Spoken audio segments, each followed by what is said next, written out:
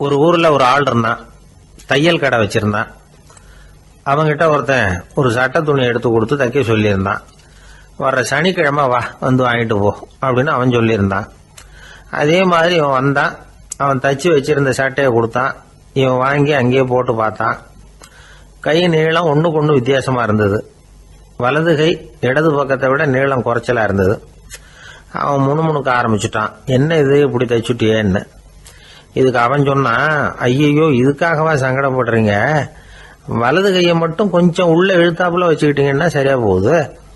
மற்றபடி அந்த சட்டையில உள்ள கலை அம்சத்தை கவனிங்க, எவ்வளவு அற்புதமா தச்சிருக்கேன் பாருங்க. ஒரு சின்ன குறைய இப்படிலாம் பொருட்படுத்த வேண்டியதில்லை. நான் சொன்னது மாதிரி கையை கொஞ்சம் உள்ள இழுத்தது மாதிரி வச்சுக்கிட்டு நடந்து போங்க, ஜோரா இருக்கும் அப்படின்னா. அவனும் யோசிச்சு பார்த்தான். சரியான யோசனையா தான் தோணுச்சு. கொஞ்சம் முயற்சி பண்ணி வலது கையை கொஞ்சம் உள்ள இழுத்து சட்டை சரியா இருக்கிறது மாதிரி பண்ணிட்டான். இப்போ மறுபடியும் ஒரு பிரச்சனை. வலது கையை உள்ள இழுத்த மாதிரி அப்படியே வச்சுக்கிட்டதும் முதுகு பக்கம் கொஞ்சம் துணி தளர்த்தியா தொங்குறது மாதிரி தெரிஞ்சது. என்ன இது முதுகு பக்கம் துணி குவிஞ்சுட்டுதே தொங்குதே அப்படின்னா மறுபடியும், அடடா இதுக்காகவா கவலைப்படுறீங்க, உடம்ப அதுக்கு தகுந்த மாதிரி கொஞ்சம் வளைச்சிக்கிட்டா சரியா போடுது. இதுக்காக அந்த அழகான தையலை பிரிச்சு அதுல உள்ள கலை அம்சத்தை கெடுக்கிறதுக்கு என் மனசு இடம் தரல. எவ்வளவுக்கு தளர்த்தியா இருக்கோ அவ்வளவுக்கு கொஞ்சம் உடம்ப வளைச்சி அப்படி குனிஞ்சது மாதிரி போங்க போதும் அப்படின்னா. அதுவும் நல்ல யோசனையா தான் பட்டுது இவனுக்கு. சரின்னு சொல்லிவிட்டு புறப்பட்டான். தெருவில் இறங்கினா, கையை கொஞ்சம் உள்ள இழுத்தான், உடம்ப கொஞ்சம் முன்னால வளைச்சான், சட்டைக்கு தகுந்த மாதிரி உடம்ப பண்ணிக்கிட்டான், மெதுவா நடந்து போறான். இப்போ எதிரில் இன்னொருத்தன் வரான்.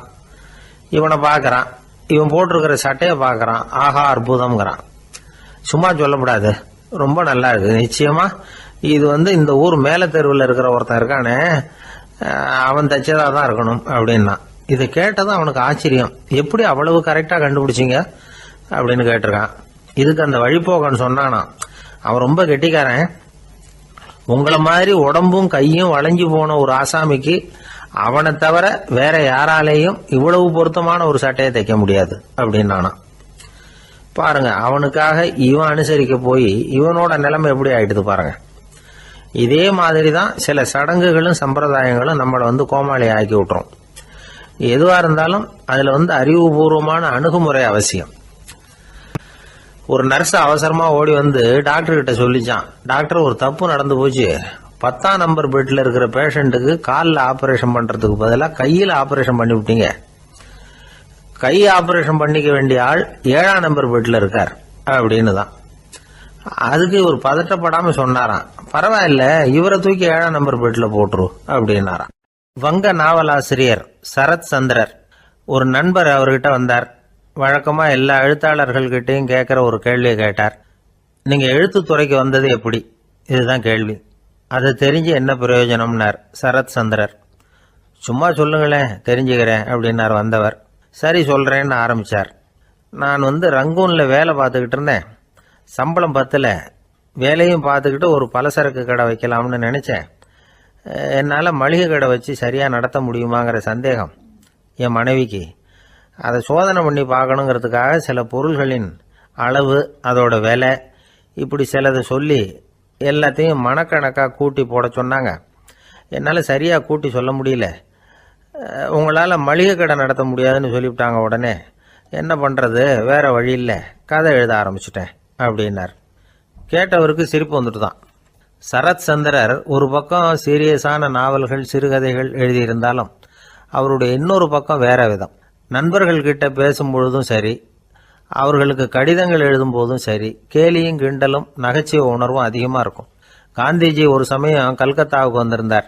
தேசபக்தர்கள் பல பேர் அவர்கிட்ட பேசிக்கிட்டு இருந்தாங்க. அப்போ சரத் சந்திரரும் அங்கே இருந்தார். கிரண் சங்கர் ராய் அப்படிங்கிறவரும் அங்கே இருந்தார். அவர் சொன்னாராம், காந்திஜியோட பழகிய முதல் வங்காளி நான் தான். போயர் யுத்த காலத்துல இவர் லண்டனுக்கு வந்திருந்தப்போ என்கிட்ட தான் வங்காள மொழி கத்துக்கிட்டார் அப்படின்னாராம். உடனே சரத் சந்திரர் காந்திஜியை பார்த்து, இவர் உங்களுக்கு வங்காள மொழி கத்து கொடுத்தது உண்மைதானா அப்படின்னாராம். ஆமான்னாராம் காந்தி. அதனால தான் உங்களால வங்காள மொழி கத்துக்க முடியல அப்படின்னாராம். எல்லாரும் சிரிச்சாங்களாம். சரத்சந்திரர் சாம்தாபேர் அப்படிங்கிற கிராமத்தில் தங்கியிருந்தார். ஒரு இலக்கிய நிகழ்ச்சியில் கலந்துக்கிறதுக்காக. அதுக்காக ஒரு கல்கத்தாவுக்கு போக வேண்டிய சூழ்நிலை. அதுக்காக புறப்பட்டார். அந்த சமயத்தில் பின்னாடி இருந்து யாரோ அவரை கூப்பிட்டாங்க. இப்படி கூப்பிட்டவரை பார்த்து இன்னொருத்தர் யாரோ அதட்டி இருக்கிறாங்க. போகிறவரை ஏன் இப்படி கூப்பிடுறீங்க அப்படின்னு. ஏன் கூப்பிட்டா என்னன்னு கேட்டிருக்கார் சரத்சந்திரர். புறப்படுறவங்கள பின்னாடி இருந்து கூப்பிடுறது அபசகுனம், போகிற இடத்துல ஏதாவது ஆபத்து வரலாம் அப்படின்னு அதுக்கு விளக்கம் கொடுத்துருக்கிறார் அவர். உடனே சரத்சந்திரர் சொன்னாராம், இதோ இவங்க என்ன இலக்கிய கூட்டத்துக்கு அழைச்சிட்டு போகிறாங்களே, இதை விட வேற என்ன ஆபத்து வந்துட போகுது அப்படின்னாராம். இப்படி சரத்சந்திரருக்கு இயல்பாகவே நகைச்சுவை உணர்வு உண்டு. அவருடைய நண்பர் ஒருத்தர் வீட்டுக்கு கூப்பிட்டுருந்தார். அங்கே ஒரு கச்சேரிக்கு ஏற்பாடு பண்ணியிருந்தாங்க. சரத்சந்திரருக்கு இயல்பாகவே கச்சேரியில் நீண்ட ஆலோசனையெல்லாம் கேட்கறதுக்கு பொறுமை இருக்காது. அதனால் மெதுவாக பாட போகிறவர் எப்படி அப்படின்னு கேட்டிருக்கார். அவருக்கு ரொம்ப நல்லா பாட தெரியும் அப்படின்னு சொல்லியிருக்கிறாங்க. அதுக்கு சரத்சந்திரர், பாட தெரியுங்கிறது சரி, பாட்டை நிறுத்த தெரியுமா அதை சொல்லுங்க முதல்ல அப்படின்னாராம். ஒரு நாள் ராமர் அரசவையில் உட்கார்ந்துருக்கிறார். ராமராஜ்யம் நடந்துகிட்டு இருந்த நேரம். அந்த சமயத்தில் ஒரு நாய் அரச சபைக்கு வந்துதான். அது தலையில் அடிபட்டு ரத்தம். அந்த கோலத்தில் அது அங்கே வந்தது. எல்லாரும் ஆச்சரியமாக அதை பார்த்தாங்க. ராமரும் அந்த நாயை பார்த்தார். நீங்கள் வந்த காரியம் என்ன, என்ன நடந்தது, எதுவாக இருந்தாலும் பயப்படாமல் சொல்லு அப்படின்னார். உடனே அந்த நாய் மெதுவாக சொல்ல ஆரம்பிச்சுதான். ஐயா, நான் தெருவில் போய்கிட்டு இருந்தேன். வழியில் ஒருத்தர் வந்தார். அவர் வேத சாஸ்திரம்லாம் படித்த பெரியவர். அவர் எந்த காரணமும் இல்லாமல் அவர் கையில் வச்சிருந்த குச்சியால் என் தலையில் அடிச்சுட்டார். அதுதான் தலையில் ரத்தம். இதை நீங்கள் விசாரித்து தகுந்த தீர்ப்பு வழங்கணும் அப்படின்னு தான் அந்த நாய். ராமர் பார்த்தார். உடனே தன்னுடைய காவலர்களை அனுப்புனார். அந்த ஆளை எங்கே இருந்தாலும் போய் கொண்டுகிட்டு வாங்க அப்படின்னு விட்டார். காவலர்கள் போனாங்க. அந்த ஆளை பிடிச்சி கொண்டு வந்துட்டாங்க. அரண்மனைக்கு வா அப்படின்னு சொல்லி கூப்பிட்டுட்டு வந்துட்டாங்க. என்ன நடந்ததுன்னு விசாரித்தார் ராமர். அதுக்கு அந்த ஆள் சொன்னார், நான் வீதி வழியாக வந்துக்கிட்டு இருந்தேன். குறுக்க இந்த நாய் வந்தது. நான் அவசரமாக போய்கிட்டு இருந்தேன். இது எனக்கு வழி விடாமல் குறுக்க பூந்து இடைஞ்சல் பண்ணிச்சு. எனக்கு கோபம் வந்துட்டுது. அதனால் அடிச்சுட்டேன். வேத சாஸ்திரம் படித்த நான் என் வசம் இழந்து கோபப்பட்டது பெரிய தப்பு தான். அதை நான் ஒத்துக்கிறேன். குற்றத்தை ஒப்புக்கொள்கிறேன். எனக்கு என்ன தண்டனை கொடுக்கணுமோ அதை கொடுங்க, ஏற்றுக்கிறேன் அப்படின்னு விட்டார். சரி, இப்போ அந்த ஆளுக்கு தண்டனை கொடுக்கணும். என்ன தண்டனை கொடுக்கறது யோசனை பண்ணார் ராமர். அதையும் அந்த நாய்கிட்டே கேட்டார். நீயே சொல்லு, என்ன தண்டனை கொடுக்கலாம் இவருக்கு அப்படின்னார். இதுக்கு அந்த நாய் என்ன சொல்லிச்சு தெரியுமா? இவரை ஏதாவது ஒரு கோயிலுக்கு தர்மகர்த்தாவாக நியமனம் பண்ணி விடுங்க, அதுதான் இவருக்கு சரியான தண்டனை அப்படின்னது. இதை கேட்டதும் ராமர் முகத்தில் புன்னகை. ஆனால் அங்கே இருந்த மற்றவங்களுக்கெல்லாம் ஆச்சரியம். அது எப்படி, தப்பு செஞ்சவங்களுக்கு தண்டனை கொடுக்கறது தானே நியாயம், அதை விட்டுட்டு தர்மகர்த்தா பதவியை கொடுக்க சொல்லுது இந்த நாய் அப்படிங்கிற ஆச்சரியம். இந்த சந்தேகத்தை அந்த நாய்கிட்டே கேட்டாங்க அங்கே இருந்தவங்க. இதுக்கு அந்த நாய் பதில் சொல்லிச்சான். நான் போன பிறவியில் ஒரு கோயிலுக்கு தர்மகர்த்தாவாக இருந்தேன். எவ்வளவோ கவனமாக எச்சரிக்கையாக தான் என்னுடைய கடமைகளை எல்லாம் செஞ்சுக்கிட்டு வந்தேன். அப்படி இருந்தாலும் சில சமயங்களில் என்னையும் மீறி கோயில் செல்வத்தை நான் அனுபவிக்கிறதுக்கு காரணம் ஆயிட்டேன். ஒரு கோவிலுக்கு தர்மகர்த்தாவாக இருக்கிறவங்க எப்படியும் இந்த பாவத்திலேருந்து தப்பிக்கிறது கஷ்டம். அதனால தான் நான் இந்த பிறவியில் நாயாக பிறந்து இப்படி கஷ்டப்படுறேன். இதே நிலைமை இந்த ஆளுக்கும் ஏற்படணும் அப்படிங்கிறதுக்காக தான் அவரையும் ஒரு கோயிலுக்கு தர்மகர்த்தாவை நியமிக்கும்படி கேட்டுக்கிட்டேன் அப்படின்னு தான் இந்த நாய். இதிலேருந்து என்ன தெரியுது, எந்த பதவியில் நாம் இருந்தாலும் நமக்கு தெரியாமல் கூட அதை தவறாக உபயோகப்படுத்தக்கூடாதுங்கிறத இதிலேருந்து புரிஞ்சுக்கணும்.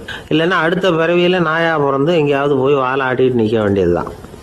கோவில் வாசலில் 2 நாய் பேசிக்கிட்டு இருந்துதான். போன ஜென்மத்தில் நான் மனுஷனாக தான் இருந்தேன். ஒரு கோவில் பூசாரி பேச்சை கேட்டுவிட்டு அவரோட கூட்டு சேர்ந்துக்கிட்டு ஆண்டவன் போட்டிருந்த நகையெல்லாம் அபகரித்து என்கிட்ட கொடுத்தாரு அவர். நான் எடுத்துகிட்டு வந்துட்டேன். திருடினது அந்த ஆள் தான், எடுத்துக்கிட்டு வந்தது தான் நான். இருந்தாலும் நான் மட்டும் நாயாக பிறந்துட்டேன். இப்போ மட்டும் அந்த பூசாரி என்கிட்ட மாட்டினா கடித்து குதறி விடுவேன் அப்படின்னு தான். அவசரப்பட்டு அப்படி செஞ்சுடாதே. பதிலுக்கு அவரும் உன்னை திருப்பி கடித்தாலும் கடிச்சிருவார். ஏன்னா அவரும் இப்போ ஒரு நாயாக தான் பிறந்திருக்கிறார். அப்படின்னு தான் இன்னொன்று. அது எப்படி உனக்கு தெரியும்னு தான் இது. நான் தானே அது அப்படின்னு தான் அந்த நாய். ஒருத்தர் ஓடி வந்தார். இன்னொருத்தரை பார்த்து, சார் உங்கள் சைக்கிளை ஒரு நாள் இரவல் கொடுங்களேன், பக்கத்து ஊருக்கு போயிட்டு வர வேண்டியிருக்கு அப்படின்னார். இவர் சைக்கிளை கொடுத்து பத்திரமா கொண்டுகிட்டு போங்கன்னார். சார் இதை பத்திரமா கொண்டு போகிறேன், கவலையே வேணாம், ஏன்னா இது உங்களோட சைக்கிள் அப்படின்னு நான் நினைக்கல, என்னோட சைக்கிளாக நினைக்கிறேன் அப்படின்னார். அதுக்கப்புறம் தான் இவருக்கு உண்மையாகவே பயம் வந்துட்டுது. ஏன்னா அவர் சொன்னது மாதிரி அதை தன்னோட சைக்கிளாகவே நினச்சி தள்ளிட்டு போட்டால் என்ன பண்ணுறது. எது எதை நம்முடையதாக நினைக்கணுங்கிறதுக்கு ஒரு வரையறை இருக்குது. சில பேர் ஆஃபீஸையே வீடாக நினச்சி விடுறது உண்டு. அப்படிப்பட்டவங்க கூட வீட்டை ஆஃபீஸாக நினைக்கிறதில்ல. ஏன்னா வீட்டில் இவர் ஆஃபீஸராக நடந்துக்க முடியறதில்ல. இதெல்லாம் ஒரு பக்கம் இருக்கட்டும். இப்போ விஷயத்துக்கு வருவோம். பொறியியல் மேதை டாக்டர் விஸ்வேஸ்வரய்யா இருந்தார் இல்லையா, பாரத ரத்னா விருதெல்லாம் கொடுத்தாங்களே. ஆஃபீஸ் வேலை வேறு, சொந்த வேலை வேறு அப்படிங்கிறதுக்கு ஒரு உதாரணமாக இருந்தவர் அவர். மைசூர் மகாராஜா கிட்ட திவானாக இருந்தார். அவர் ஒரு நாள் அரசாங்க வேலை காரணமாக வெளியூர் போயிருந்தார். ஹாசன்கிற ஊருக்கு பக்கத்தில் ஒரு பயண மாளிகை, அங்கே தங்கிவிட்டார். ராத்திரி அங்கே தங்கி இருந்துட்டு விடிஞ்சதும் ஊருக்கு திரும்புறதாக திட்டம். ராத்திரி தூங்கிறதுக்கு ரொம்ப நேரம் ஆகிட்டுது. ரொம்ப நேரம் வரைக்கும் அரசாங்க சம்பந்தப்பட்ட வேலைகளையே பார்த்துக்கிட்டு இருக்கிறார். அரசாங்க ஃபைல்கள் நிறைய இருந்தது. அதையெல்லாம் ஒவ்வொன்றா எடுத்தார், படித்து பார்த்தார், பரிசீலனை பண்ணார். அதில் எழுத வேண்டியதை எழுதினார், கையெழுத்து போட்டார். ஒரு வழியாக அந்த வேலையெல்லாம் முடிஞ்சுது. அதுக்கப்புறம் என்ன பண்ணார்னா, தன்னுடைய சூட்கேஸை திறந்தார். அதிலிருந்து 2 மெழுகுவத்தியை எடுத்து கொளுத்தி வச்சார். அந்த பயண மாளிகையில் அது வரைக்கும் எரிஞ்சிக்கிட்டு இருந்த மின்சார விளக்குகளை அணைச்சிட்டார். அதுக்கு பிறகு அந்த மெழுகுவத்தி வெளிச்சத்தில் சில புத்தகங்களை தொடர்ந்து படிக்க ஆரம்பிச்சிட்டார். அந்த பயண மாளிகையில் பணியாளராக இருந்தவர் இதை பார்த்துட்டு ஓடி வந்தார். மறுபடியும் மின் விளக்கு போடுறதுக்காக போனார். விஸ்வேஸ்வரய்யா அதை பார்த்துட்டு போட வேணாம்ட்டாராம். இது வரைக்கும் நான் அரசாங்க அலுவல்களை கவனிச்சிக்கிட்டு இருந்தேன், அதனால் மின் விளக்குகள் அப்போ எரிஞ்சதில் தப்பு இல்லை. இப்போ நான் புத்தகம் படிச்சுக்கிட்டு இருக்கேன், இது என்னுடைய சொந்த வேலை, இங்கே இருக்கிற மின் விளக்கு அதுக்காக ஏன் எரியணும் அப்படின்னு கேட்டாராம். இப்போ இருக்கிற சில அரசு பணியாளர்கள்கிட்ட இந்த சம்பவத்தை பேச்சோட பேச்சாக சொல்லி பார்த்தேன். அவங்களால இதை ஜீரணிக்கவே முடியல. நேர்மை தேவை தான் சார், அதுக்காக அவ்வளவு தூரத்துக்கு அது தேவையா அப்படிங்கிறாங்க. விஸ்வேஸ்வரய்யா அப்படி பண்ணினது தான் ஒரு நேர்மையாளர் அப்படின்னு இந்த உலகத்துக்கு நிரூபிக்கணுங்கிறதுக்காக இல்லை. தான் அப்படி நடந்து காட்டினா தன்னை சுற்றி இருக்கிறவங்களும் அதை கேள்விப்படுறவங்களும் முடிஞ்ச அளவுக்கு பொது வாழ்க்கையில், அரசு பணியில் நேர்மையை கடைபிடிக்க முயற்சி பண்ணலாமே அப்படிங்கிறதுக்காகத்தான். இப்போவும் சில பேர் இருக்கிறாங்க, இவங்க ஆஃபீஸ் வேறு வீடு வேறேன்னு நினைக்கிறதில்ல, அவ்வளோ உரிமை. ஒருத்தர் அப்படி தான், அவருக்கு அவசரமாக 5000 ரூபா தேவைப்பட்டது. ஆஃபீஸு பணத்தை எடுத்துக்கிட்டார். அந்த நேரம் பார்த்து ஆடிட் வந்துட்டுது. ஆப்பிட்டுக்கிட்டார். விசாரணை நடக்குது. அவர் சொல்கிறார், சார் நான் நேரம் காலம் பார்க்காம ஆஃபீஸில் வேலை செய்வேன், ஏன்னா அதை என்னோடய ஆஃபீஸாக நினைக்கிறேன். அவசரத்துக்கு அந்த பணத்தை எடுத்தேன், மறுபடியும் வச்சுடலாம்னு தான் இருந்தேன், அதுக்குள்ளே இப்படி ஆகிட்டுது. நீங்கள் என்ன நினச்சாலும் சரி, நான் ஆஃபீஸ் வேறு வீடு வேறு அப்படின்னு நினைக்கிறதில்ல, அது என்னோட சுபாவம் அப்படின்னார். விசாரணை பண்ணவர் தீர்ப்பு வழங்கினார். உங்கள் சுபாவத்துக்கு மதிப்பு கொடுத்து நானும் தீர்ப்பு வழங்குறேன். நீங்கள் கொஞ்ச நாள் ஜெயிலில் இருந்துட்டு வாங்க, அது உங்களுக்கு கஷ்டமாக இருக்காதுன்னு நினைக்கிறேன். ஏன்னா அங்கே போனாலும் நீங்கள் உங்கள் சுபாவப்படி வீடு வேறு ஜெயில் வேறேன்னு நினைக்க மாட்டீங்க அப்படின்னாராம். ஒரு தெருவில் சில சிறுவர்கள் விளையாடிக்கிட்டு இருந்தாங்க. ஏதோ ஒரு உயரமான கல்லை நடுத்தெருவில் வச்சு அதை சுற்றி சுற்றி ஓடி வந்துக்கிட்டு இருக்கிறாங்க. அது என்ன விளையாட்டோ அவங்களுக்கு தான் தெரியும். கொஞ்ச நேரம் அப்படி விளையாடிக்கிட்டு இருந்தவங்க விளையாடி முடிச்சதும் அந்த கல்லை நடுத்தெருவில் அப்படியே விட்டுட்டு அவங்கவுங்க வீட்டுக்கு ஓடி போட்டாங்க. அதுக்கப்புறம் அந்த வழியாக 2 பெண்கள் பேசிக்கிட்டே வந்தாங்க. பேச்சு சுவாரஸ்யத்தில் நடுத்தெருவில் இருந்த அந்த கல்லை கவனிக்கல, காலில் இடிச்சுட்டுது, லேசாக ரத்தம் வந்துட்டுது, வலி தாங்கலை. காலில் இடிச்சுக்கிட்ட பொண்ணு திட்ட ஆரம்பிச்சுட்டுது. வர வர ஊர் உலகம் ரொம்ப கெட்டு போச்சு, யாருக்கும் பொறுப்பே கிடையாது பாரு, இப்படி நடுத்தெருவில் பொறுப்பு இல்லாமல் இப்படி கல்லை போட்டு வச்சிருக்கிறாங்களே, இது நியாயமா அப்படின்னு சொல்லி இந்த சமூகத்தை கடுமையாக விமர்சனம் பண்ணிக்கிட்டு அவங்க போயிட்டாங்க. கொஞ்ச நேரம் கழித்து ஒரு வாலிபன் அந்த வழியாக வந்தான். அந்த கல்லை பார்த்தான், நின்னான், ஒரு நிமிஷம் யோசனை பண்ணான், என்ன பண்ணலாம்னு பார்த்தான். தன்னுடைய வீரத்தையும் பலத்தையும் காட்டணும்னு நினச்சான். பின்னாடி போனான். அப்புறம் வேகமாக ஓடி வந்து ஒரு சின்ன ஹை ஜம்ப் அப்படியே துள்ளி குதிச்சான். துள்ளி குதித்து தாண்டி அந்த பக்கமாக போய் விழுந்தான். அப்படியே விசில் அடிச்சுக்கிட்டு அவன் பாட்டுக்கு நடந்து போகிறான். அடுத்தபடியாக ஒரு காதல் ஜோடி அந்த வழியாக வந்தது. நடுத்தெருவில் கண்ணில் பட்டது. அவங்க 2 பேரும் ரொம்ப நெருக்கமாக சேர்ந்து வந்துக்கிட்டு இருக்கிறாங்க. நடுவில் கல் இருக்கிறதுனால கொஞ்ச நேரம் 2 பேரும் விலகி மறுபடியும் இந்த பக்கம் வந்து சேர்ந்து போகணும். கொஞ்ச நேரம் நாம் பிரிய வேண்டி இருக்குதே அப்படின்னு வருத்தத்தோட முணுமுணுத்துக்கிட்டே இந்த பக்கம் வந்தாங்க. அதுக்கப்புறம் வழக்கம் போல் சேர்ந்து அவங்க பாட்டுக்கு எதிர்காலத்தை பற்றி கற்பனை பண்ணிக்கிட்டே போயிட்டாங்க. கடைசியாக அந்த வழியாக பார்வை இல்லாத ஒருத்தர் வந்துக்கிட்டு இருக்கார். அவர் கையில் வழக்கமாக வச்சிருக்கிற அந்த ஊன்றுகோல், கையில் இருக்கிற அந்த ஊன்றுகோலால் தனக்கு முன்னாடி அப்படியும் இப்படியும் அப்படியே தட்டிக்கிட்டு பார்த்துக்கிட்டே அவர் மெதுவாக நடந்து வந்துக்கிட்டு இருக்கிறார். வழியில் இருக்கிற அந்த கல் தட்டுப்பட்டுது. உடனே நடுத்தெருவில் ஒரு கல் இருக்குங்கிறத அவர் புரிஞ்சுக்கிட்டார். உடனே குனிஞ்சார். அந்த கல்லை தடவி பார்த்து எடுத்தார். தெரு ஓரமாக கொண்டுட்டு போய் போட்டார். அதுக்கப்புறம் அவர் பாட்டுக்கு அவர் வழியில் நடந்து போனார். இப்போ இதில் பல பேர் வந்தாங்க போனாங்க. இவங்களில் பார்வை உள்ளவங்க யார், பார்வை இல்லாதவங்க யார்? இப்படி ஒரு கேள்வி கேட்டால் என்ன பதில் சொல்ல முடியும்? கொஞ்சம் யோசிச்சு பார்த்தா இன்னைக்கு பல பேர் இப்படி தான் இருந்துகிட்டு இருக்கிறோம். ஒரு ஆள் பார்க்கறதுக்கு பெரிய மனுஷன் மாதிரி இருக்கார். ஒரு தெரு வழியாக நடந்து வந்துகிட்டு இருந்தார். இருட்டு நேரம். வழியில் ஒரு பெரிய கல் கிடந்தது, கருங்கல். பார்த்தார். கொஞ்ச நேரம் யோசிச்சார். போய் தூக்கி பார்த்தா ரொம்ப கனமாக இருந்தது. இன்னொரு ஆள் சேர்ந்தாதான் தூக்க முடியும். இவர் உடனே ரோட்டோரமாக போய் ஒரு மரத்தடியில் உட்காந்துக்கிட்டார். 2 பக்கமும் பார்த்துக்கிட்டே இருக்கார், யாராவது வர்றாங்களான்னு. கொஞ்ச நேரத்தில் ஒருத்தர் வந்தார். இவருக்கு தெரிஞ்சவர். என்னங்க இந்த நேரத்தில் இங்கே உட்காந்துருக்குறீங்கன்னு கேட்டார் அவர். அதோ அந்த கருங்கல் அப்படின்னு சுட்டி காட்டினார். ஓ, அதை தூக்கி ஓரமாக போடணுமா? வாங்க 2 பேரும் தூக்கலான்னார் வந்தவர். நான் அதுக்காக உட்காந்துருக்கலேன்னார் இவர். பின்ன வேற எதுக்காகன்னார் அவர்.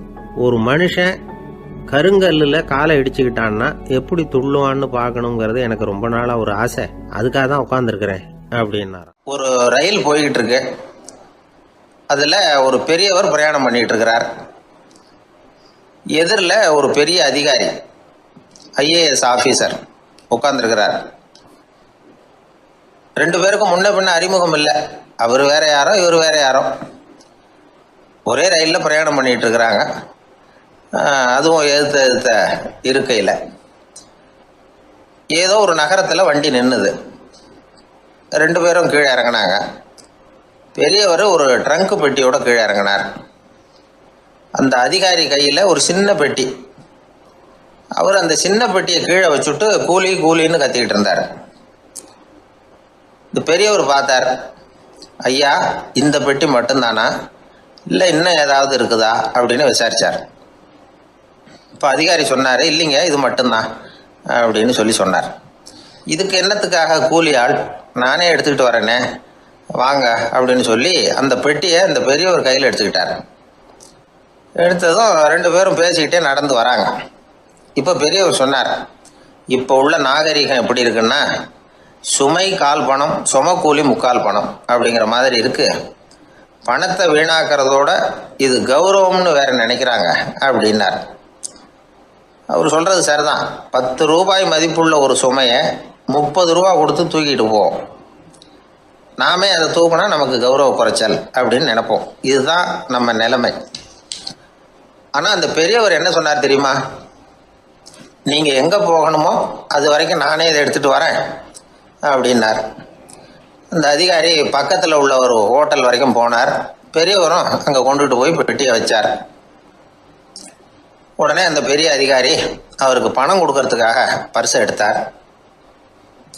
உடனே இவர், ஐயா எனக்கு கூலி எதுவும் வேணாம், உங்களுக்கு சேவை செய்கிறது என்னுடைய கடமை. நான் இந்த சேவையை செய்தது பணத்துக்காக இல்லை, அன்புக்காக அப்படின்னு சொல்லிவிட்டார். அதுக்கப்புறம் அவர் நன்றின்னார். 2 பேரும் பிரிஞ்சுட்டாங்க. இது முடிஞ்சது. அன்னைக்கு சாயந்தரம் அங்கே ஒரு பெரிய கூட்டம் நடக்குது. இந்த அதிகாரியும் அந்த கூட்டத்துக்கு போகிறார். மக்கள் கூட்டம் ரொம்ப அதிகம். அதனால் இந்த அதிகாரியும் ஒரு ஓரமாக உட்காந்துக்கிட்டார். அப்புறம் கொஞ்ச நேரத்தில் இந்த முக்கிய விருந்தினர் பேசுறதுக்காக வரார் மேடைக்கு. மேடையில் இருந்த பெரியவங்கள்லாம் எழுந்திரிச்சு நின்று அவருக்கு மாலை போட்டு மரியாதை செய்கிறாங்க. எங்கேயோ ஒரு மூலையில் உட்காந்துருந்தார் அதிகாரி. அவர் இதை கவனித்தார். அவருக்கு ரொம்ப ஆச்சரியம், அதிர்ச்சி. ஏன்னா அங்கே பேச வந்த முக்கிய விருந்தினர் வேற யாரும் இல்லை. இன்னைக்கு காலையில் இவர் பெட்டியை தூக்கிட்டு வந்தார் பெரியவர், அவர் தான். சரி, அந்த பெரியவர் யார் தெரியுமா? அவர் தான் ஈஸ்வர சந்திர வித்யாசாகர். கூட்டம் முடிஞ்சது. அதிகாரி அவரை தேடி ஓடினார். அவர் கைகளை பிடிச்சிக்கிட்டார். ஐயா என்னை மன்னிச்சுடுங்க அப்படின்னாரு. அப்புறம் சொன்னார், அகங்காரங்கிற கெட்ட புத்தி தான் உண்மையை கண்கள்ல இருந்து மறைக்குது.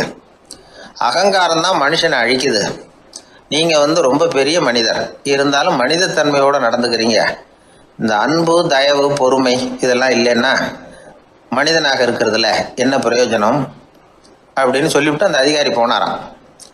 மனிதத்தன்மைன்னா என்ன அப்படிங்கிற கேள்விக்கு இந்த பெரியவர் ஒரு உதாரணம். இப்பெல்லாம் அப்படியா இருக்கிறாங்க? ஒரு பெரியவர் ஒரு பெட்டியை தூக்கிட்டு வந்துக்கிட்டு இருக்கிறார். ஒரு இளைஞன் ஓடி வந்தான். கொடுங்க சார், நான் தூக்கிட்டு வரேன்னா. கொடுத்தார். வாங்கி தலையில் வச்சுக்கிட்டான். அப்புறம் சொன்னான், அடுத்தவங்க சிரமப்படக்கூடாதுங்கிறது என்னுடைய கொள்கை அப்படின்னா.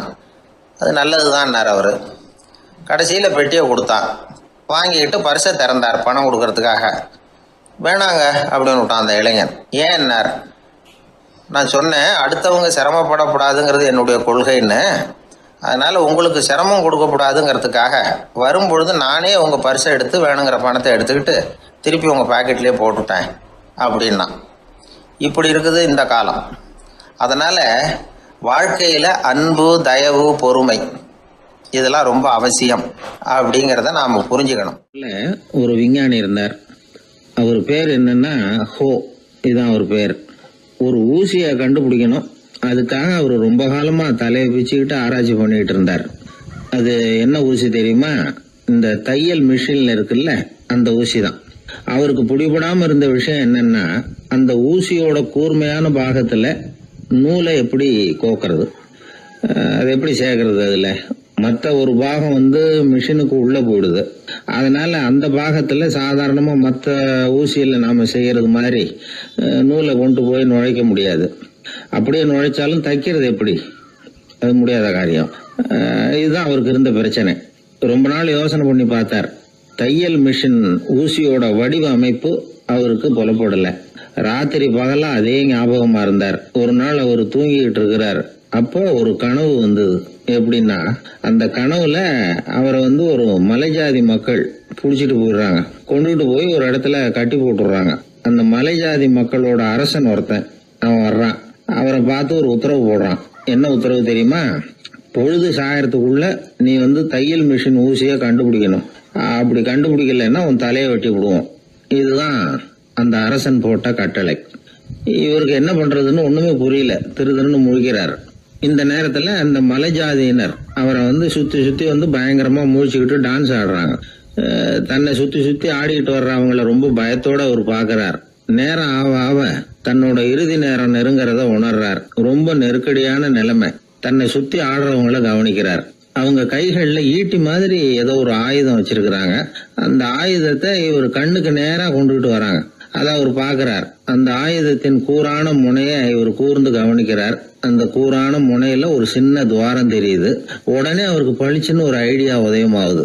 இதைத்தானே இவ்வளவு காலமும் நான் தேடிக்கிட்டு இருந்தேன். கூரான முனையில ஒரு சின்ன துவாரத்தை போட்டுட்டா அது மூலமா நூலை செலுத்தி மறுமுனைய மிஷின்ல வச்சுடலாமே.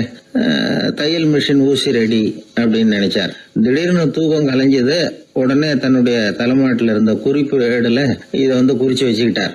அதுக்கப்புறமா அந்த ஊசியையும் அவர் செஞ்சு முடிச்சார். இது எப்படின்னு நீங்க நினைக்கலாம், ஆனா இது சாத்தியம்தான். முழிச்சுக்கிட்டு இருக்கிறப்போ நமக்கு ஏற்படுற சில பிரச்சனைகளுக்கு கனவுல விடை கிடைக்கிறது உண்டு. அப்படி பல பேருக்கு ஆயிருக்கு. உங்களையும் பல பேருக்கு இது மாதிரி அனுபவம் ஏற்பட்டிருக்கலாம். எந்த ஒரு செயலை பத்தி நினைக்கிறப்போ அந்த செயல் நம்ம நினைவுல ஒரு நல்ல வடிவம் பெறுது. ஒரு செயல் திட்டத்தை எந்த அளவுக்கு நாம நல்ல யோசனை செஞ்சு திட்டம் போடுறோமோ அந்த அளவுக்கு அதை சுலபமா செஞ்சு முடிக்க முடியும்.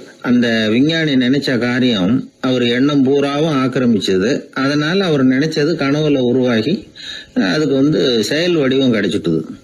மனிதனோட உள் மனசுக்கு அவ்வளவு ஆற்றல் உண்டு அப்படின்னு சொல்றாங்க. தூக்கத்தை ஆக்கபூர்வமா உபயோகப்படுத்துறது எப்படி அப்படிங்கறத பத்தியெல்லாம் இப்ப நிறைய ஆராய்ச்சி பண்றாங்களாம். பயிற்சியெல்லாம் வேற கொடுக்குறாங்களாம். அதனால தூக்கத்தை பத்தி லேசா நினைச்சுடாதீங்க.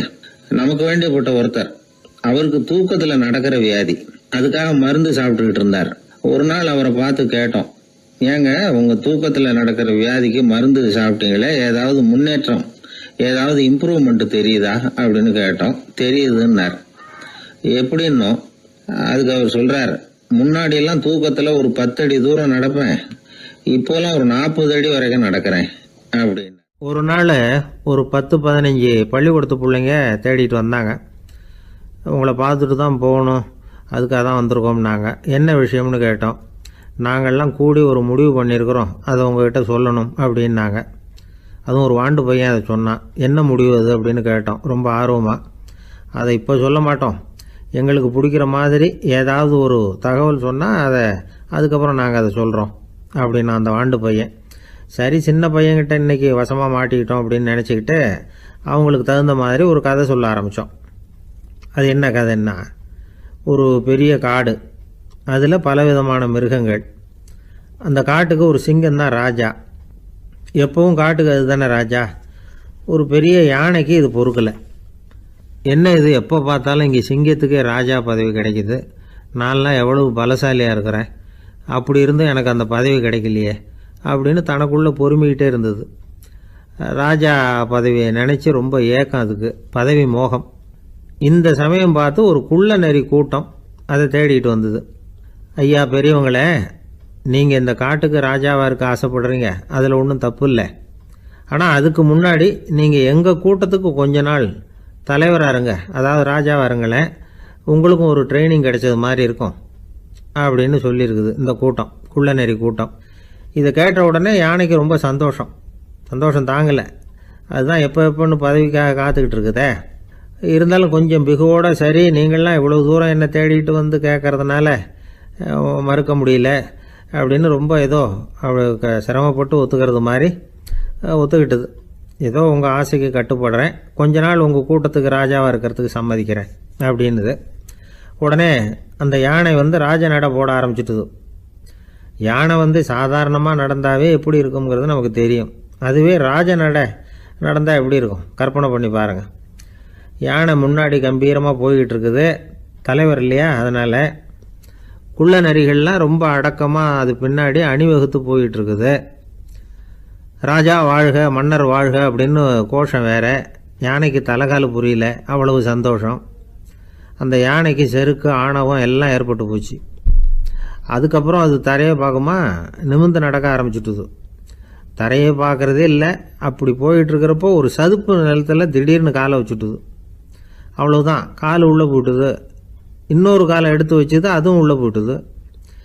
அந்த 2 காலையும் எடுக்கிறதுக்காக அடுத்த 2 காலையும் அழுத்திச்சு, அதுவும் உள்ளே போக ஆரம்பிச்சுட்டுது. இப்போ 4 காலம் வசமாக சேத்துல அழுந்தி போச்சு, எடுக்க முடியல. குள்ள நரிகள்லாம் அதை சுற்றி வந்தது. சிலது சுற்றி நின்று டான்ஸ் ஆட ஆரம்பிச்சுட்டுது யானையை பார்த்துட்டு. இதை யானை பார்த்தது. என்ன இது, தலைவர் நான் தவிச்சிக்கிட்டு இருக்கிறேன், தொண்டர்கள்லாம் சுற்றி நின்று வேடிக்கை பார்த்துக்கிட்டு இருக்கிறீங்க, டான்ஸ் ஆடுறீங்க அப்படின்னு கேட்டுதான். தொண்டர்களே, தலைவர் நான் தவிச்சிக்கிட்டு இருக்கிறது உங்களுக்கு தெரியலையா? இப்போ உடனே உங்கள் தலைவரை காப்பாற்ற வேண்டியது உங்கள் கடமை இல்லையா அப்படின்னு கத்துச்சான் அந்த யானை. குள்ள நரிகளில் ஒன்று முன்னாடி நின்று அந்த யானையை பார்த்து தான், தலைவரே எங்களுக்கு ரொம்ப நாளாக ஒரு ஆசை, அந்த ஆசையை நிறைவேற்றிக்கிறதுக்காக தான் உங்களை எங்கள் தலைவராக ஏற்றுக்கிறோம்னு சொன்னோம் அப்படின்னு தான். என்ன ஆசைன்னு கேட்டிருக்கு யானை. யானை கறி சாப்பிட்டு பார்க்கணுங்கிறது எங்களுக்கு ரொம்ப நாளாக ஆசை, அது இன்றைக்கி தான் நிறைவேற போகுது அப்படின்னு தான் அந்த நரி. இதை கேட்ட உடனே அந்த யானை அப்படியே மூர்ச்சி ஆகிட்டு தான். நரிகள்லாம் அது மேலே ஏறி குதற ஆரம்பிச்சுட்டு தான். பதவி மேலே இருந்த பேராசை அந்த பலசாலியான யானையையே மாட்டி விட்டுட்டுது பார்த்தீங்களா அப்படின்னு சொல்லி முடித்தோம் இந்த கதையை அந்த சின்ன பிள்ளைங்கக்கிட்ட. சரிங்க, இப்போ நாங்கள் உங்களை தேடி வந்த விஷயம் என்னங்கிறத சொல்லவா அப்படின்னா ஒரு வாண்டு பையன். சீக்கிரம் சொல்லு தம்பி, சஸ்பென்ஸ் தாங்கலை அப்படின்னோம். அவன் மெதுவாக எங்களை பார்த்து சொல்கிறான், எங்களுக்கு கொஞ்ச நாள் நீங்கள் தலைவராக இருந்தால் தேவலை அப்படின்னா. ஒரு நண்பர் சினிமா படம் தயாரிக்கிறவர், அவர்கிட்ட ஒரு நாள் பேசிக்கிட்டு இருந்தேன்.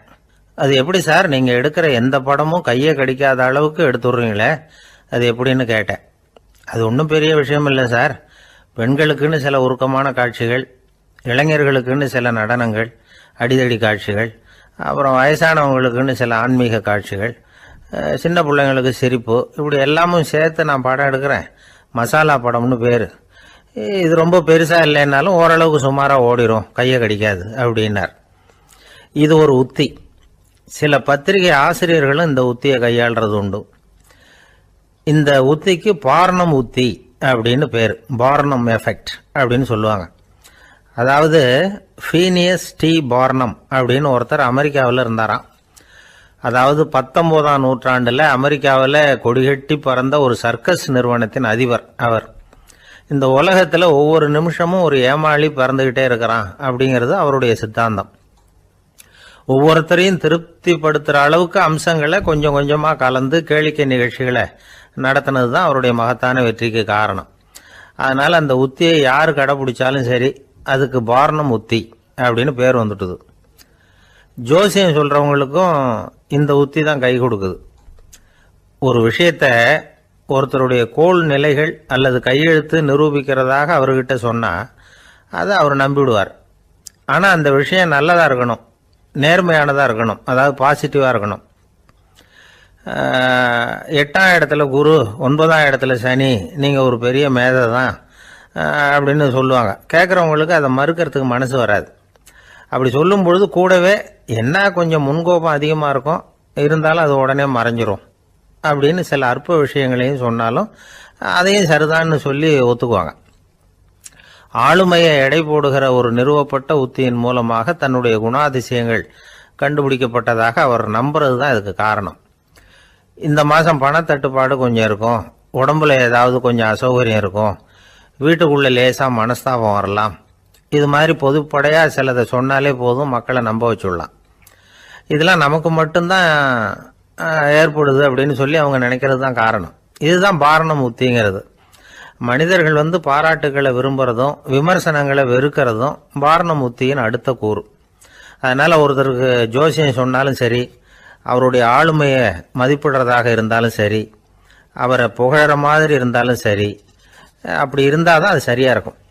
சாதகமான விஷயங்களை அதிகமாகவும் பாதகமான விஷயங்களை நாசூக்காகவும் சொன்னால் மக்கள் அதை நம்பிடுவாங்க. ஒருத்தரை கருமின்னு சொன்னால் ஏற்றுக்க மாட்டார்.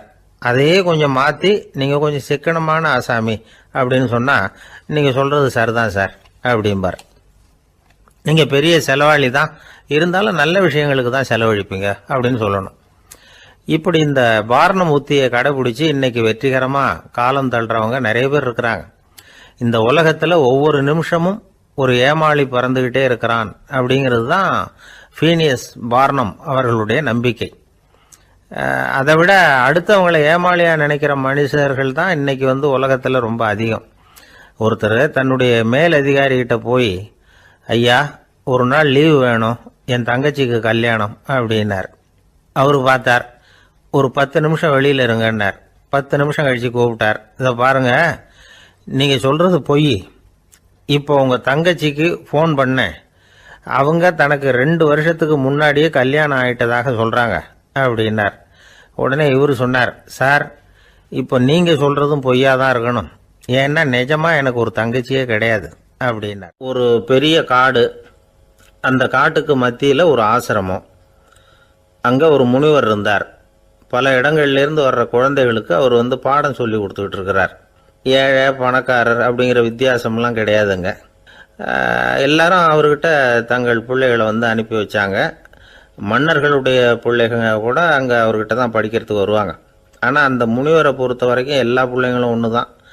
இது யார் வீட்டு பிள்ளைன்னெல்லாம் பார்க்க மாட்டார், எல்லாரும் சமம். மாணவர்கள்லாம் அங்கேயே மாத கணக்கில் வருஷ கணக்கில் தங்கியிருந்து பாடம் கற்றுக்கிட்டு போகிறது வழக்கம்.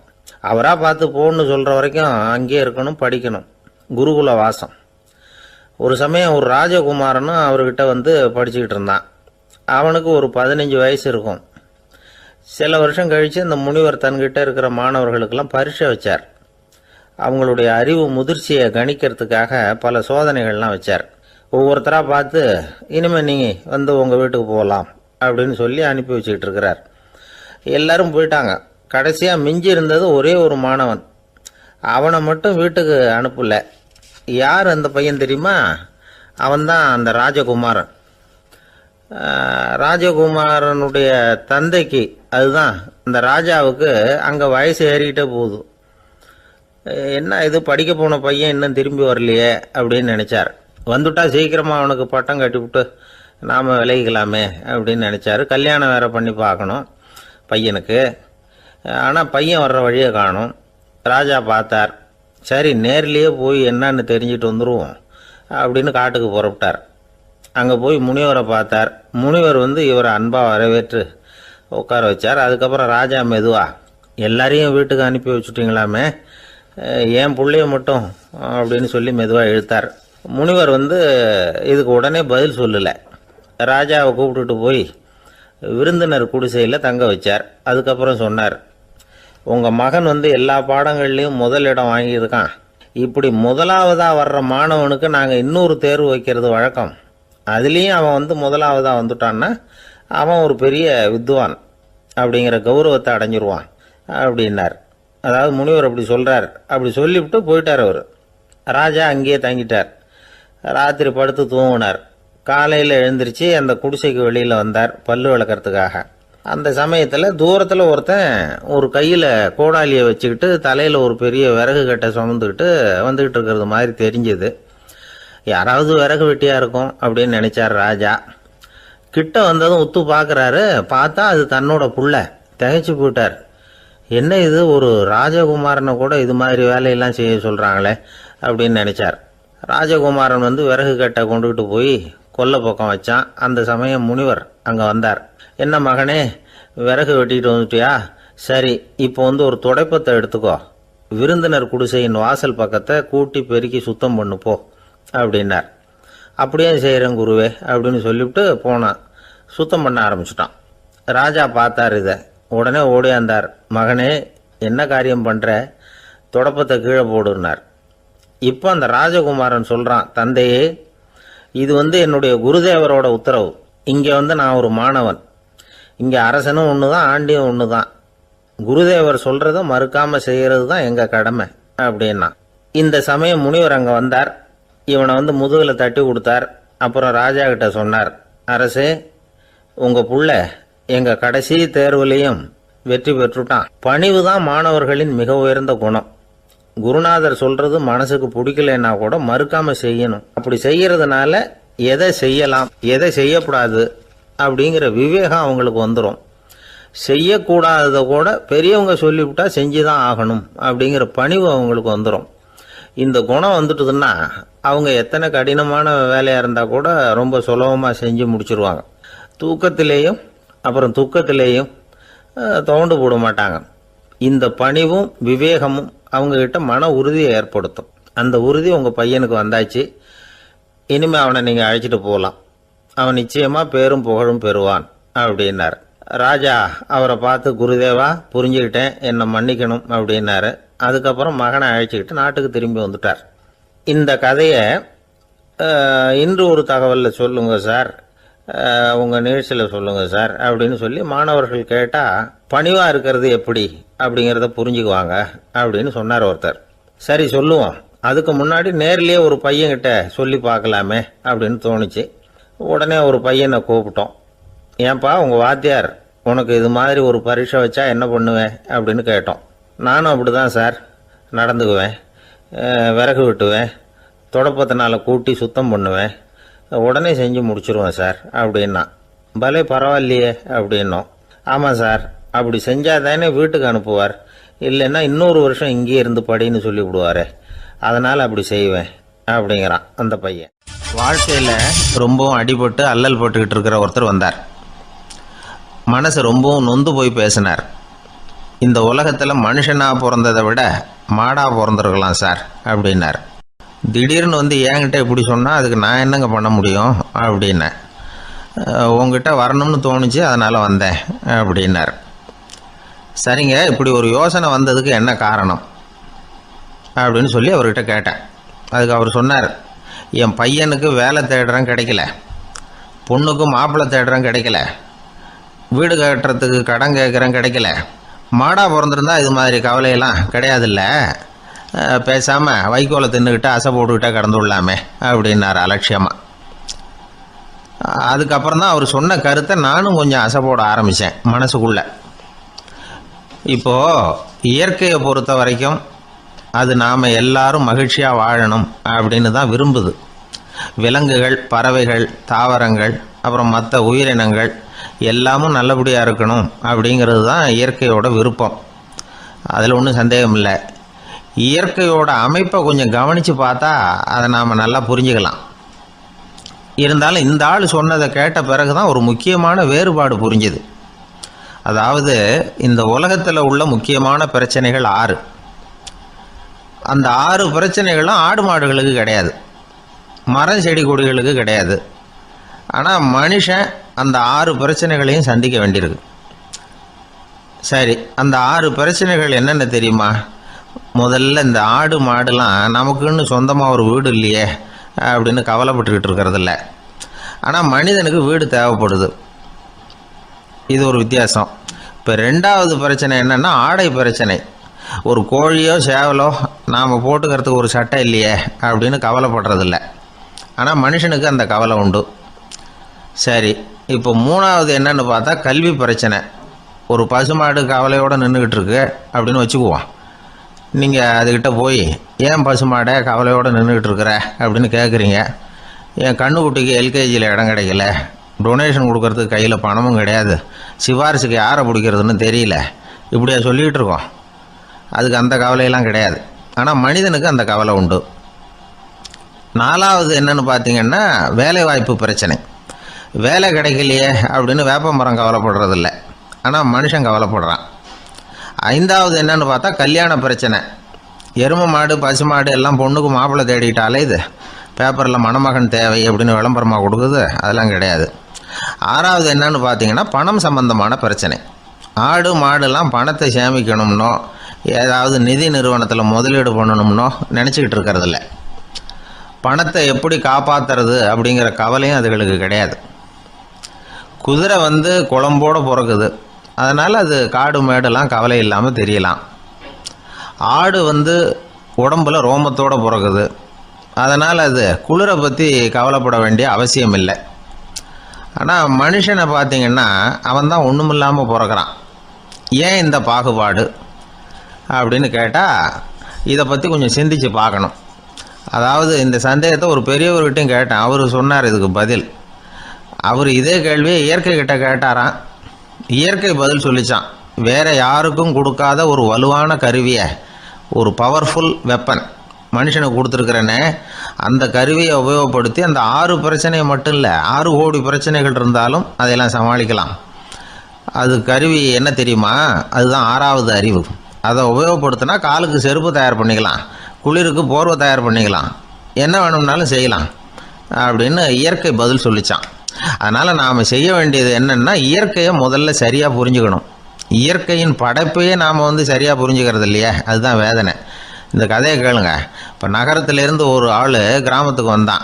அங்கே ஒரு சிறுவன் மாடு மேய்ச்சிக்கிட்டு இருந்தான். நகரத்து ஆள் சொன்னான், எவ்வளோ அழகான பசு, அது சரி இதுக்கெல்லாம் ஏன் கொம்பு இல்லைன்னா. இதுக்கு அந்த பையன் பதில் சொன்னான், பசுமாட்டுக்கு கொம்பு இல்லாததுக்கு பல காரணங்கள் உண்டு. கண்ணுக்குட்டியாக இருந்தால் கொம்பு இருக்காது, பசு வளர்ந்து பெருசானதுக்கு அப்புறம் தான் கொம்பு முளைக்கும், இது ஒரு காரணம். சில சமயம் வளர்கிற கொம்பை எடுத்து விடுறது உண்டு, அது ஒரு காரணம். ஆனால் இதுக்கு ஏன் கொம்பு இல்லைன்னு கேட்குறீங்க. அதுக்கு என்ன காரணம்னா இது பசு இல்லை குதிரை அப்படின்னானா. ஒரு ஊரில் ஒரு மன்னர் இருந்தார். அந்த ஊரில் அடிக்கடி சேவல் சண்டை நடக்கிறது வழக்கம். அரண்மனையில் ஒரு ஆள் இருந்தான். மன்னருக்காக அவன் ஒரு சேவல் வாங்கிட்டு வந்தான். சண்டை போடுறதுக்காக அந்த சேவலை தயார் பண்ணிகிட்டு இருந்தான். கொஞ்ச நாள் ஆச்சு. மன்னர் அந்த ஆளை கூப்பிட்டார். என்னப்பா சேவல் தயாராகிட்டுதா அப்படின்னு கேட்டார். இன்னும் அது தயாராகல மன்னா, இன்னும் வளரல, அதுக்கான தகுதி இன்னும் அதுக்கு வரல அப்படின்னா. எதனால் அப்படி சொல்கிறேன்னாரு. கோபம் ரொம்ப கடுமையாக இருக்குது அப்படின்னா. சரி அப்படின்னு விட்டுட்டார். மறுபடியும் கொஞ்ச நாள் ஆச்சு. இப்போ எப்படி நிலைமை, சேவல் தயாரா அப்படின்னார். இன்னும் இல்லை அரசே, மற்ற சேவல் எங்கேயாவது கூவுற சத்தம் கேட்டால் உடனே இது பரபரப்பாயிடுது, பக்கத்தில் ஒரு சேவலின் நிழலை கண்டா கூட இது பரபரப்பாயிடுது அப்படின்னா. சரி இன்னும் கொஞ்ச நாள் ஆகட்டும்னு விட்டுட்டார். கொஞ்ச நாள் ஆச்சு. இப்போ மறுபடியும் விசாரித்தார். இன்னும் நம்ம சேவலுக்கு அந்த தகுதி வரலமண்ணா, போராட்ட உணர்வு அதுக்கு இன்னும் இருந்துக்கிட்டு தான் இருக்குது, உள்ளே மெதுவாக தான் எரிய ஆரம்பிச்சிருக்குது போராட்ட உணர்வு, அப்படி இருக்கக்கூடாது, அது பற்றி எரிய வேண்டாமா அப்படின்னா. இன்னும் கொஞ்ச நாள் ஆச்சு. இப்போ எப்படின்னு கேட்டார். இப்போ அவன் சொன்னான், மண்ணா கிட்டத்தட்ட அது போருக்கு தயாராகிட்டுது அப்படின்னு நினைக்கிறேன்னா. எதனால் அப்படி சொல்கிற அப்படின்னு கேட்டார். மற்ற சேவலின் குரலை கேட்டால் அது அசைகிறதே இல்லை, ஒரு பொம்மை மாதிரி ஆயிடுது, அதுக்கு உள்ள ஒரு நுட்பமான விழிப்புணர்வு வந்துட்டுது, அதனால் அது அமைதியாக இருக்குது, மௌனமாக இருக்குது. இனிமே அதுக்கு இணையான சேவலே கிடையாது. வெற்றி பெற அது போராட வேண்டிய அவசியமே இல்லை. அதை பார்த்த உடனே எதிரி சேவல்கள் பயந்துட்டு ஓடி போடும் அப்படின்னு சொன்னானாம். அந்த சேவலை வளர்த்தவர் சி சிங் சு அப்படின்னு பேர். இந்த சுசுகி சொன்ன கதையும் அது. ஞானிகள் என்ன சொல்றாங்க தெரியுமா? அந்த சேவலின் ரகசியத்தை நீயும் கற்றுக்கொள், நீ அப்படி ஆயிடு, சண்டை போடாமலே வெற்றிகள் பெறுகிற நுட்பத்தை புரிந்துகொள். இதுதான் ஞானிகள் உபதேசம். ஒரு குரு கிட்ட ஒருத்தன் போயிருக்கிறான். எனக்கு சண்டை போட கற்றுக் கொடுங்கன்னா. அதுக்கு என்ன செய்யணும்னார். என்ன உங்கள் மாணவனாக சேர்த்துங்கண்ணா. சரி, இப்போ உன்னுடைய பலம் என்னன்னு கேட்டிருக்கார். இப்போ நான் தனி ஆளாக இருந்து ஒரு 100 பேரை சமாளிப்பேன் நானா. சரி, அப்படின்னா என்னுடைய மாணவனாக உன்னை சேர்த்துக்கிறேன்ருக்கார். சேர்த்துக்கிட்டார். 6 மாதம் பயிற்சி கொடுத்தார். அதுக்கப்புறம் இவனை கூப்பிட்டு கேட்டார், இப்போ உன்னுடைய திறமை எவ்வளவுன்னு. இப்போ நான் தனி ஆளாக இருந்து ஒரு 50 பேரை சமாளிப்பேன் நானா. இன்னும் உனக்கு பயிற்சி தேவைன்னாராம். தொடர்ந்து சில நுட்பங்களை எல்லாம் சொல்லி கொடுத்துருக்கிறார். 1 வருஷம் ஆச்சு. எல்லாத்தையும் கற்றுக் கொடுத்துட்டார். அப்புறம் கூப்பிட்டு கேட்டார், இப்போ உன்னுடைய திறமை எப்படிப்பா, எதிரிகள் எத்தனை பேரை உன்னால் சமாளிக்க முடியும்னாராம். அவன் சொன்னான், ஐயா, எதிரிகளின் பலம் என்னங்கிறத புரிஞ்சிக்காம அதை நான் சொல்ல முடியாதுன்னு நானும். இனிமேல் உனக்கு பயிற்சி தேவையில்லை, போயிட்டு வான்னு அனுப்பி வச்சுட்டாரான். ஒரு உண்மையை நாம் புரிஞ்சுக்கணும். அதாவது அடிக்கிறதுக்கு நமக்கு துணிச்சல் தேவையில்லை, அடிக்காமல் இருக்கிறதுக்கு தான் துணிச்சல் தேவை. அடித்தா திருப்பி அடிக்கிறவன் மன உறுதி உள்ளவன் இல்லை, அடித்தா திருப்பி அடிக்காமல் இருக்கிறான் பாருங்க, அவன் தான் மன உறுதி உள்ளவன். ஒருத்தன் தலை திரிக்க வேகமாக ஓடிக்கிட்டு இருந்தான். நான் எங்கடா ஓடுற அப்படின்னா, எதுக்க வந்தவன். ஒரு சண்டையை நிறுத்தத்தான் இப்படி ஓடுறேன் அப்படின்ட்டுருக்கான். யாருக்கும் சண்டை, எனக்கும் இன்னொரு ஆளுக்கும் சண்டை அப்படின்னு நானா. நம்ம உடம்புல ரத்த அழுத்தம் இருக்குதே, அது நல்லதா கெடுதலாம். உடனே அது கெடுதல்னு தான் சொல்லுவோம். ஆனா உண்மை அது இல்லை. இயற்கையா உள்ள ரத்த அழுத்தம் நம்ம உடம்புக்கு தேவையான ஒண்ணு. அந்த அழுத்தம் அதிகமா போனாதான் கெடுதல். அததான் நாம பிபின்னு சொல்றோம். ஆனா அது உண்மையிலேயே உயர் ரத்த அழுத்தம், ஹைப்பர் டென்ஷன். இதயம்ங்கிறது ஓயாம வேலை செஞ்சுக்கிட்டு இருக்கிற ஒரு பம்பு. இதயம் சுருங்கி ரத்தத்தை பம்பு செய்யறப்போ ரத்த அழுத்தம் கூடுதலா இருக்கும். இதுக்கு பேரு சிஸ்டாலிக் பிளட் பிரஷர் அப்படின்னு பேர். இதயம் விரிந்த நிலைக்கு திரும்புறப்போ ரத்த அழுத்தமும் குறையுது. இதுக்கு பேரு டயஸ்டாலிக் பிளட் பிரஷர் அப்படின்னு பேர். இப்படி இது மாறி மாறி இருக்கும். இந்த பிபி 140 90 இப்படின்லாம் சொல்றாங்கல்ல, இதுதான். சீரா இருக்க வேண்டிய ரத்த அழுத்தம் ஒரு அளவுக்கு மேல அதிகரிச்சுட்டா ஆபத்து ஆரம்பம்னு அர்த்தம். சரி, இந்த உயர் ரத்த அழுத்தம் உண்டாகிறதுக்கு என்ன காரணம்? இதனாலதான் இது வருதுன்னு ஒரு காரணத்தை குறிப்பிட்டு சொல்ல முடியாது. ஆனா வம்சாவளி காரணம், ரொம்ப டென்ஷனான சூழ்நிலையில வேலை செய்யறது, உடம்பு குண்டா இருக்கிறது, இதெல்லாம் இந்த ஹை பிபிக்கு துணை செய்யுது. அப்படிதான் எடுத்துக்க வேண்டியிருக்குது. இது கிருமியினால ஏற்படுற வியாதி இல்லை, உடம்புல ஏற்படுற ஒரு பழுது, அவ்வளவுதான். இப்ப 40 வயசுக்கு மேலதான் பொதுவா இது பாதிக்கும். அதெல்லாம் சரி. ஒருத்தருக்கு உயர் ரத்த அழுத்தம் இருக்குது, அதை கட்டுப்படுத்துறதுக்கு வழி ஏதாவது உண்டா அப்படின்னா உண்டு. மருந்து கொடுத்தும் சரி பண்ணலாம். மருந்து இல்லாத சிகிச்சை முறைகளும் இருக்குது. இப்ப மருந்து சாப்பிட்றதுன்னா டாக்டர் கிட்ட போயிடலாம். அதுக்கு இப்ப சுமாரா 30 விதமான மருந்துகள் இருக்குதான். மருந்தோட உடல் கட்டுப்பாடும் மனக்கட்டுப்பாடும் சேர்ந்ததுன்னா ரொம்ப விசேஷம். அது இருக்கட்டும், மருந்து இல்லாம நாம செய்ய வேண்டியது என்ன, அதை தெரிஞ்சுக்குவோம். முதல்ல சீரான உடற்பயிற்சி, வாக்கிங் ரொம்ப நல்லது. மனசை அமைதிப்படுத்துறதுக்கு யோகாசனம், ஆழ்நிலை தியானம், இது மாதிரியான பயிற்சிகள் நல்லது. ஒரு காலத்துல யோகாசனம் பண்ணுங்க, தியானம் பண்ணுங்கன்னு சொன்னா ஒரு மாதிரியா பார்த்தாங்க. இப்ப மருத்துவ நிபுணர்களே அதெல்லாம் ரொம்ப அவசியம்தான் அப்படின்னு சொல்றாங்க. இன்னொரு அதிசய சிகிச்சை முறை இப்போ வழக்கத்துக்கு வந்திருக்குது. பயோ ஃபீட்பேக் அப்படின்னு பேர். மூளையின் அழுத்த அலைகளை பதிவு பண்ணி அதை மறுபடியும் உடம்புக்குள்ள செலுத்தி இந்த ரத்த அழுத்தத்தை சீராக்கி போடுறாங்க. சில பேருக்கு இந்த ஹை பிபி பார்டர் லைன்ல இருக்கும். அவங்களுக்கெல்லாம் மருந்துகள் அவசியம் இல்லை. வாழ்க்கை முறையில சில மாற்றங்களை பண்ணிக்கிட்டாவே போதும்.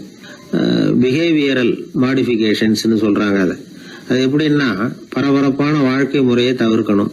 புகைப்பிடிக்கிற பழக்கம், மது அருந்தும் பழக்கம், இதெல்லாம் இருந்தா விட்டுடணும். சாப்பாட்டுல உப்பை குறைக்கணும். கொழுப்பு சத்து ஆகாரங்களை குறைச்சிக்கணும். முடிஞ்சா விட்டுடலாம். குடும்பத்துல ஏற்கனவே யாருக்காவது ஹை பிபி இருந்தா சந்ததிகள் ஜாகிரதையா இருக்கணும். நடுத்தர வயசு அடைஞ்சவங்க அப்பப்ப அந்த பிபி செக் பண்ணிக்கிறது நல்லது. டாக்டர் சொல்றத நம்மள பல பேர் சரியாவே கேட்கறது இல்லை. அதனாலதான் இடைஞ்சல். ஒரு ஆளு பிபின்னு சொல்லி டாக்டர் கிட்ட போனான். உடம்பு குண்டா இருக்கு, அதை குறைக்கணும், முதல்ல தினமும் உடற்பயிற்சி பண்ணு அப்படின்னார். சரின்னு சொல்லிவிட்டு வந்தான், செஞ்சான். கொஞ்ச நாள் கழிச்சு மறுபடியும் டாக்டர் கிட்ட போனான். என்னப்பா எக்ஸசைஸ் பண்ணியா அப்படின்னு கேட்டார். தினமும் பண்ணினேன் டாக்டர்னா. என்ன பண்ணேன்னு கேட்டார். முன்னெல்லாம் சிகரெட்டை வந்து கடையில் வாங்குவேன், இப்போ நான் அப்படி வாங்குறத விட்டுட்டேன். தினமும் நானே என் கையாலேயே உருட்டி தயார் பண்ணுறேன் டாக்டர். இது ஒரு எக்ஸசைஸ் தானே அப்படின்னா. ஒரு ஏரி ஓரமாக 2 பசங்க நடந்து போய்கிட்டு இருக்கிறாங்க. அதில் ஒருத்தன் பணக்கார வீட்டு பையன், இன்னொருத்தன் ஏழை. இவங்க 2 பேரும் போய்கிட்டு இருக்கிறாங்க. வழியில் ஒரு இடத்துல ஒரு ஜோடி செருப்பு இவங்க கண்ணில் படுது. ஒரு விவசாயி அந்த செருப்பை அங்கே விட்டுட்டு பக்கத்தில் இருந்த ஏரியில் கை காலை கழுவிட்டு இருக்கிறார். உடனே அந்த பணக்கார பையனுக்கு ஒரு ஐடியா. அவன் சொன்னானா, டேய், இப்போ ஒரு வேடிக்கை செய்யலாம். அந்த செருப்பு 2ஐயும் தூக்கி எட்டத்தில் வீசி எறிஞ்சிருவோம். அந்த ஆள் வந்து பார்த்துட்டு செருப்பை தேடி அல்லாடுவான், அங்கேயும் இங்கேயும் ஓடுவான், திருன்னு முழிப்பான். அதை பார்த்து நாம் ரசிக்கலாம், நல்ல தமாஷா இருக்கும் அப்படின்ட்டுருக்கான். இப்படி சொல்லிவிட்டு அந்த செருப்புகளை தூக்கத்துக்கு போனானா. கொஞ்சம் பொறு அப்படின்னானா அந்த ஏழை பையன். ஏன்னு கேட்டிருக்கான் அவன். இப்போ அந்த ஏழை பையன் சொன்னானா, நீ சொல்கிறது ஒன்றும் வேடிக்கை கிடையாது. உன்னோட செருப்பு தொலைஞ்சா உன் அப்பா உடனே உனக்கு வேறு செருப்பு வாங்கி கொடுத்துருவார். ஆனால் அந்த ஆளுக்கு இந்த செருப்பு தொலைஞ்சதுன்னா வேறு புதுசாக வாங்கிறதுக்கு வாயையும் வயத்தையும் கட்டி பணத்தை சேர்க்க வேண்டியிருக்கும். அதனால் நான் ஒரு வேடிக்கை சொல்கிறேன், அது மாதிரி செய், அது இன்னமும் தமாஷா இருக்கும் அப்படின்னானா. எப்படி அது சொல்லுன்றிருக்கான் அவன். செருப்பு 2ம் அது இருக்கிற இடத்துலையே இருக்கட்டும். உன் சட்டை பையிலிருந்து ஒரே ஒரு ரூபா நாணயத்தை எடு. அதை அந்த செருப்பு மேலே அதோட குதிகால் பகுதியில் வச்சுட்டு நாம் 2 பேரும் அந்த மரத்துக்கு பின்னாடி ஓடி போய் மறைஞ்சு நின்றுக்குவோம். அப்புறம் பாரு வேடிக்கையை அப்படின்னா. அதே மாதிரி ரூபா காசு செருப்பு மேலே வச்சுட்டு இவங்க 2 பேரும் மறைஞ்சு நின்றுக்கிட்டாங்க. கொஞ்ச நேரத்தில் அந்த விவசாயி வந்தார். காலில் உள்ள மண்ணை தட்டிவிட்டு செருப்பை மாட்டுறதுக்காக போனார். அங்கேருந்து காசு கண்ணில் போட்டுவிட்டுது. அவருக்கு ஆச்சரியமாக போச்சு. அதை கையில் எடுத்து பார்க்குறார். 4 பக்கமும் திரும்பி திரும்பி பார்க்குறார், யார் இதை வச்சுருப்பான்னு. கடைசியில் ஆகாயத்தை பார்க்குறார். ஆண்டவா, இது உன்னோட கருணை தான். நீ தான் யாரோ புண்ணியவான் மனசில் தர்மம் பண்ணுற எண்ணத்தை உண்டாக்கி இருக்கிற. அந்த புண்ணியவான் நல்லா இருக்கணும் அப்படின்னு வாழ்த்தி அந்த காசை கண்ணில் ஒத்திக்கிட்டாராம். மறைஞ்சிருந்து பார்த்துக்கிட்டு இருந்த ஏழை பையன் இப்படி சொன்னான், பாத்தியா, உன்னை புண்ணியவான்னு வாழ்த்தி விட்டு போகிறார் அந்த ஆள். அவருக்கும் சந்தோஷம், அதை பார்த்து நமக்கும் சந்தோஷம். உனக்கு ரூபாங்கிறது ஒரு பெரிய விஷயம் இல்லை, ஆனால் அதனால் நமக்கு கிடைச்சிருக்கிற மகிழ்ச்சி ரொம்ப உயர்வானது அப்படின்னு நானா. வேடிக்கையும் கிண்டலும் இது மாதிரி அடுத்தவங்களுக்கு இடைஞ்சலாக இல்லாமல் இருக்கணும் அப்படிங்கிறார் கலைவாணர்.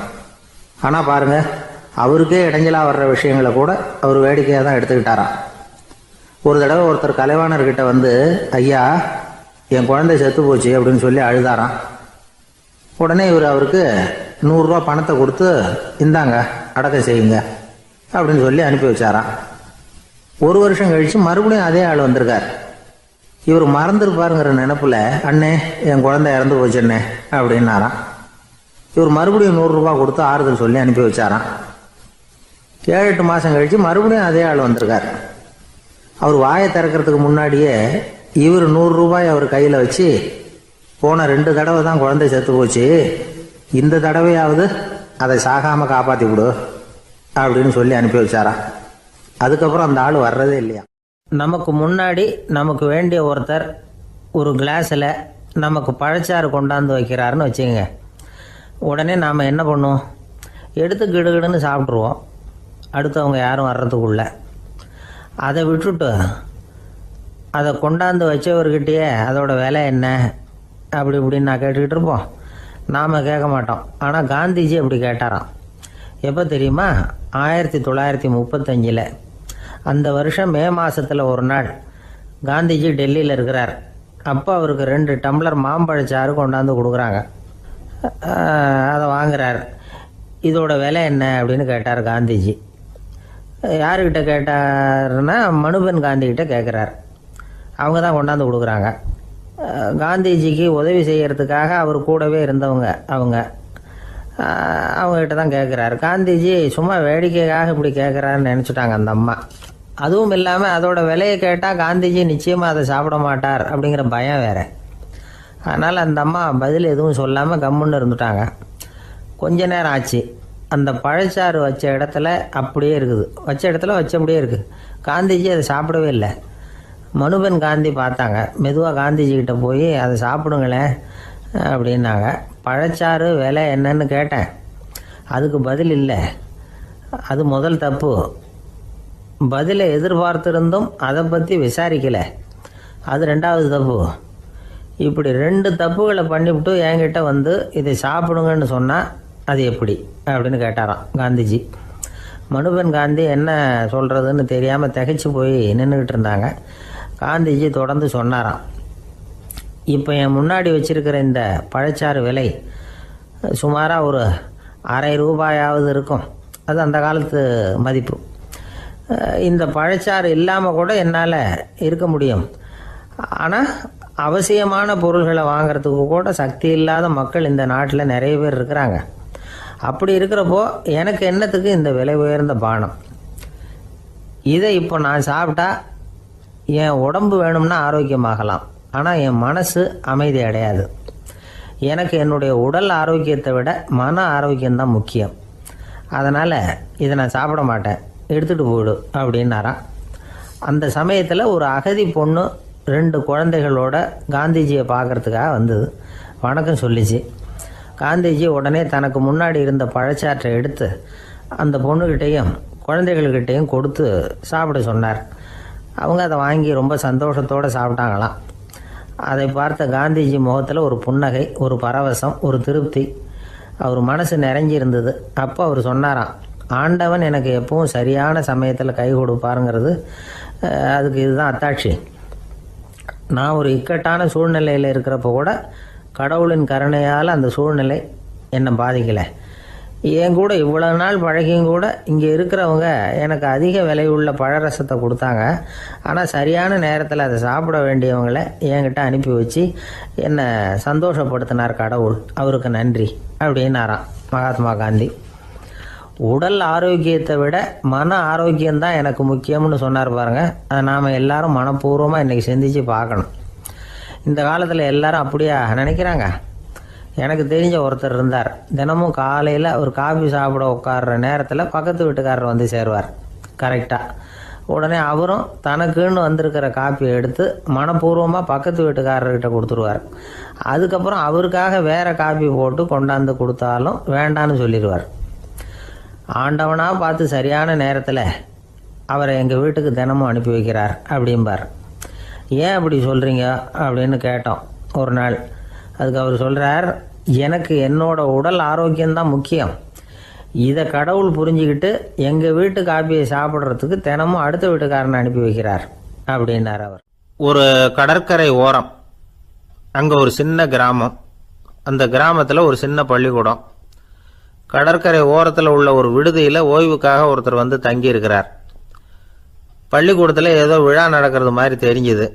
உடனே அவர் அந்த பக்கமாக வந்தார். இங்கே என்ன நடக்குதுன்னு விசாரித்தார். பள்ளி ஆண்டு விழா நடக்குதுன்னாங்க. உடனே போனார். கண்காட்சி ஒன்று வச்சுருந்தாங்க. உள்ளே போய் பார்த்தார். பள்ளிக்கூடத்தில் படிக்கிற மாணவர்களே சொந்தமாக தயார் பண்ண பொருள்களை காட்சிக்கு வச்சுருக்கிறாங்க. அந்த ஊர் மக்கள்லாம் அதை கூட்டம் கூட்டமாக போய் பார்த்துக்கிட்டு இருக்கிறாங்க. இவரும் ஆர்வமாக அதையெல்லாம் பார்த்துக்கிட்டே போகிறார்.